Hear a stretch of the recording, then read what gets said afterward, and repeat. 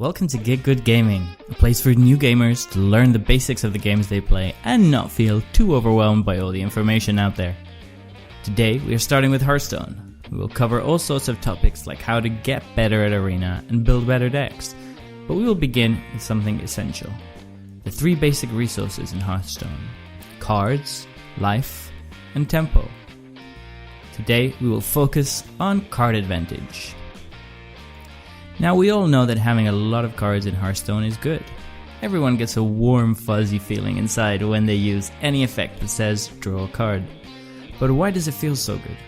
It's because of card advantage, the single most important tool to see who is ahead in the game. Very simply, when one of your cards trades for two or more of your opponents, you are gaining card advantage. The most basic form of card advantage are spells or hero powers. For example, when we use the card Arcane Intellect, we are spending a card, but we are drawing two, which means we have more cards than when we started.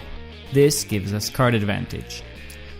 The card Gnomish Inventor is a 2/4 that draws a card with its battle cry. So we are using one card to get both a minion and a card. This is also card advantage. Finally, hero powers can also be card advantage. The clearest example is the Warlock one. We can use it to draw a card, resulting in us having one more card than before. This is card advantage. Card advantage also relates to how we use our cards towards our opponent. Look at the card Multishot from the Hunter class. If it is used and kills two minions, then the player that used it is ahead in card advantage. They only used one card and they removed two of the opponent's cards. People often call this kind of effect a 2-for-1. 2-for-1s can be minions too. If the Shaman card Fire Elemental kills a minion with its battle cry, you are getting a 2-for-1. Why? Because after the battle cry ends, you still have the minion. So you basically killed the opponent's minion for free and still have something left behind. Card advantage isn't always about the cards in your hand. The board is very important too.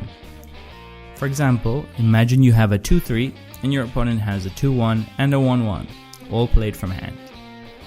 If he wants to kill your 2-3, he will need to attack both of them into it. He's using two cards and you are using only one, so you're ahead in card advantage. Not every case of card advantage is a 2-for-1. Sometimes it can be a 3-for-1, a 4-for-1, or even more.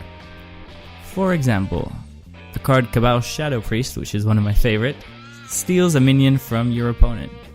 When this happens, your opponent is left with one minion less, and you have two more. It's a 3-for-1. Finding ways to gain card advantage is essential in Hearthstone, because having more cards than your opponent lets you have more options and make better plays. Some of the best Hearthstone cards are those that give you card advantage.